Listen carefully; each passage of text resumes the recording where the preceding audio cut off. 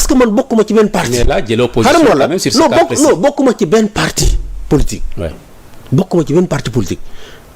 te kenn ci amul kenn homme politique dafa ëmb sama sànqal. kon j'ai ma liberté de parole. ma liberté de parole léegi sama liberté de parole boobu. je l'exerce. Ouais. sans que évidemment les gens me mettent la pression. parce que man je vois pas lan moo différencier kaw Badara Gadiaga. ak kaw Moustapha Diakhaté. ak kaw nu mu tuddati Bachir Fofana. mais c'est Digassama justement pourquoi nga jël position ci les cas précédents. te cas bi jëloo ci position c'est la question que. mais c'est une position constante. est-ce que dafa am loo ciy déranger. non pas du tout. je connais pas Badara Gadiaga je connais pas Badara Gadiaga. mais ñu koy défendre am na ñu ko xamul quand même. nii non man temps yi dama jàppoon. d'abord dama tukki woon bi mu ñëwee. maa ngi woon fii ci benn activité bu am solo ci biir réew mi. waaw ndax xam nga man sama xarañ. ci problème Palestine. problème boo xam ne dafa yitteel Sénégalais yi. n'est-ce pas le comité pour les droits inaliénables du peuple palestinien. moo jóge New York. ànd ak suñu ambassadeur Coly Seck mi nga moom moo ko présidé. ñu ñëw Sénégal. am fi seen ndaje boo xam ne at mu nekk dañ koy am ñi nekk fii depuis lundi n'est-ce pas amay rencontre yu bëri bu mujj démb mooy ak premier ministre du Sénégal démb toute la journée n'est-ce pas ñu ngi woon n'est-ce pas King Fahd ak presse bi yëpp n'est-ce pas ak diplomate yu bëri ñu nekk ci biir réew mi di waxtaan mbirum Palestine ak mbirum Jérusalem al-Quds mi nga xam ne mooy 3e lieu saint de l'islam ci laa nekkoon su ma ci nekkee nag waroon naa fa def ay communication mënuma fi nekk en même temps di suivre actualité bi. tey laa doog a dem sama bureau toog sama bureau. n'est-ce pas ma ñëw nag fii. de bugg a réitérer. que li may ñaax n'est-ce pas procureur. et je l'ai dit la dernière fois. soo liiree li ma wax ci Bassirou Fofana. gis nga Europe n'est-ce pas amul benn réew Europe boo xam ne juge national. dina ignorer li nga xam ne moom la Cour européenne des droits de l'homme et du peuple dogal. Angleterre ak France mooy réew yoo xam ne ñoom lañ gën a amal affaire fii ci Afrique seen législation yëpp dañ ko changer. à la suite des décisions yoo xam ne Cour européenne des droits de l'homme moom moo ko jël. mais fii Afrique rek nga gis juge national boo xam ne. Cour de la CEDEAO day dogal ne pour telle ou telle infraction bàyyi leen di tëj ci biir kaso. Cour africaine des droits de l'homme et du peuple dogal ay juges comme ñoom. ñoo xam ne n'est-ce pas décision yi rendre. ça s'impose au Sénégal. te conseil constitutionnel wax na ko au mois d'avril. ci seen décision bi. waaw dañu ne lépp loo xam ne infraction la au niveau du droit international kenn mënu ko amnistier au Sénégal. kon les décisions de la Cour de la CEDEAO ci wàllum liberté d'expression. décision Cour africaine des droits de l'homme liberté d'expression. juge sénégalais waruñu ko ignorer. te loolu dama leen ko fàttalil. yàggul. parce que léegi c'est à eux qu'il faut s'adresser. il faut s'adresser au procureur. il faut s'adresser aux juges d'instruction aux juges pour leur dire n'est-ce pas mënu leen ignorer li nga xam ne moom la Cour africaine des droits de l'homme et des peuples di dogal. ci wàllum liberté d'expression lu mel ni diffamation ak yeneen diffusion de fausses nouvelles mun lay ignorer le cours de la CEDEAO di wax parce que ce sont des juridictions supranationales ñoo xam ne seen décision ça s'impose à l'État du Sénégal tey ku mel ni Bassirou Fofana mais sur le cours de la CEDEAO le Sénégal va être condamné il va être condamné etc. donc il faut que ces juges aussi aident le pays à avancer et les avocats am nañu droit d'évoquer les décisions de la Cour africaine et de la Cour de la CEDEAO devant le tribunal sénégalais. En parlant des justices et des questions pour suivre un peu avec le temps, on a vu le Premier ministre qui a été condamné. Loolu c'est important et c'est un message qu'il faut envoyer aux juges. Foofu laa bëgg ñu def justement sur la justice avec la sortie notamment du Premier ministre. mu def bu yàggul dara on l'a condamné au dépôt. ci rabat d'arrêt bi nga xamante ne moom moo ko sàkku woon moom ak i avocat am. mu def sortie ñu bëri jàppoon ne peut-être puisqu'il revenait de la Chine il va cantonner sa sortie sur son voyage. vraiment en Chine ak yu nu mel le plan de redressement qu'il a annoncé mais ñu bëri jàpp nañ ni mu waxee ci justice bi quand même. daanaka ñagas na lool. ñagasaay boo xamante ne daanaka premier ministre warta waxee noonu. on vous voit quand même jàpp ne justice am na lu ñu waroon defuñu ko. en matière de traité yi nga xamante ne signé nañ ko est-ce que da ngay cautionner. discours bi nga xamante ne Ousmane Sonko chef du gouvernement am na ko à l'endroit de la justice. man sama vue. jamono Macky Sall jamono Ablaye Wade kenn gënu ma woon mën a critiquer justice. Je critique la justice. C'est une institution. C'est assez... Non, c'est une institution de l'État du Sénégal. En tant que citoyen, nous avons le droit de critiquer la justice. Mais c'est toutes les institutions. Mais c'est un premier ministre du Sénégal, c'est Gassama. Non, chacun de nous, y compris toi.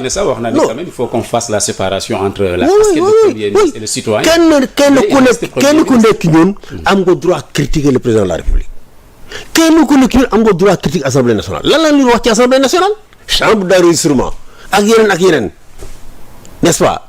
Président, on a le droit de critiquer.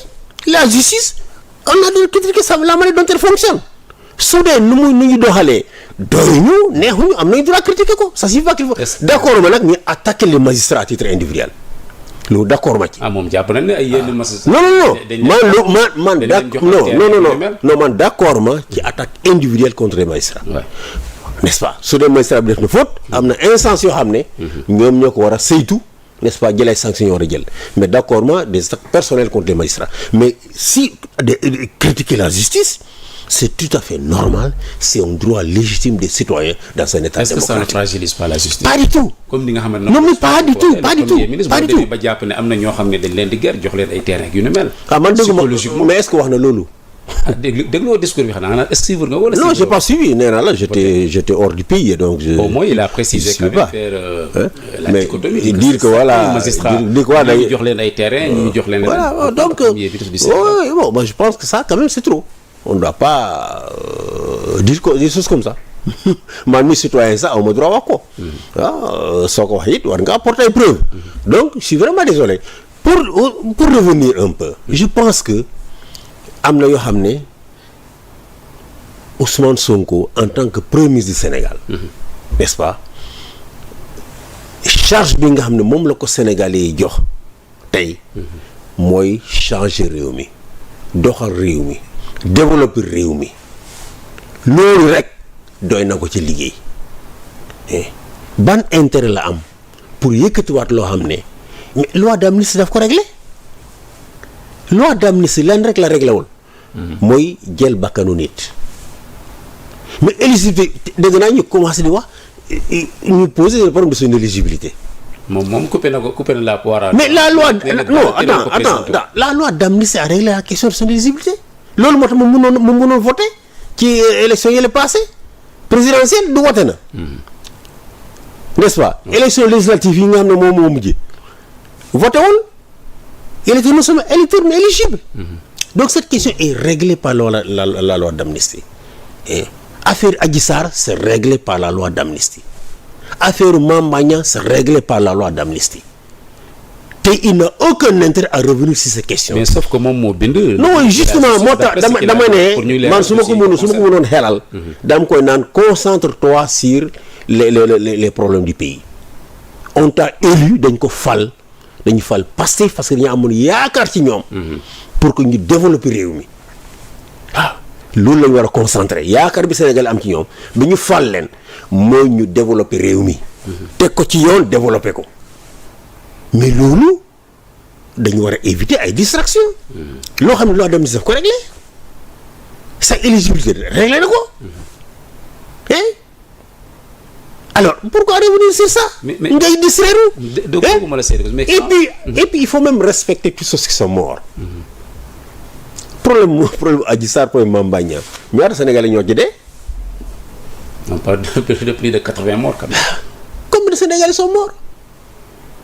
C'est parce que le peuple n'a jamais cru en ces deux affaires. Si les Sénégalais étaient persuadés que Ousmane Sonko, n'est-ce pas, a fait ce qu'on lui a reproché pendant cette procédure-là contre Adji Sarr, il ne serait pas descendu dans la rue pour mourir. Aller faire la prison. C'est parce que les Sénégalais gëmuñu ko moo tax ñu wàcc ci tali bi. jàmmarloo ak alkaati yi n'est-ce pas ba ñu leen di rey ñu leen di dugal ci biir kaso gëmuñu affaire boobu. Affaire Mame Mbaye Niang c'est la même chose. Donc par respect pour ceux qui sont morts, n'est-ce pas, et pour vraiment répondre aux aspirations des Sénégalais. li tax ñu fal leen. dafa war a teg affaire yooyu fële. mu jublu ci liggéey. alors boo ko déggee en Chine. mu jublu ko liggéey. le premier ministre xam naa et la visite en Chine de mon point de vue. était vraiment un succès sur le plan économique. tey Chine dafa bokk ci puissance économique yi nga xam ne ñoom ñu compter sur le plan mondial. Chine am nañu ay moyens colossaux pour financer des projets de développement. Cette visite a été un succès. Il faut se concentrer au travail. mais pourtant foofu ci Chine la waxee ne yàlla xam ne tax defu ko président parce que bu ko defoon président quand même. ay nit a ngi fii di yëkkati kàddu ci médias yi duñ ko def. waaw mais moi je pense que man su ma sañoon toute la communication dafa war a nekk autour des résultats de cette visite. waaw su ma sañoon loolu la su ma nekkoon ku ko xelal ci communication. dama koy naan loolu yëpp jaru ko. il faut te concentrer sur les résultats de la mission en Chine qui a été un succès. loolu moo am solo loolu moo yitteel Sénégalais yi béykat bi nekk fële Maka Koulibantang ki nekk Fouta. li ko yitteel mooy li changé nekkinam. li tax mu am ndox di mun di béy 12 mois sur 12 li tax ba mu am une chaîne de froid pour que lu mu béy mu bañ a yàqu seen soble yi bañ yàqu ñu mun di ko jaay toute l'année wala boog mangoy Casamance bañ di yàqu en 2-3 mois ñu mun di ko jaay toute l'année. C'est ça les problèmes des Sénégalais loolu ba dañu fal leen.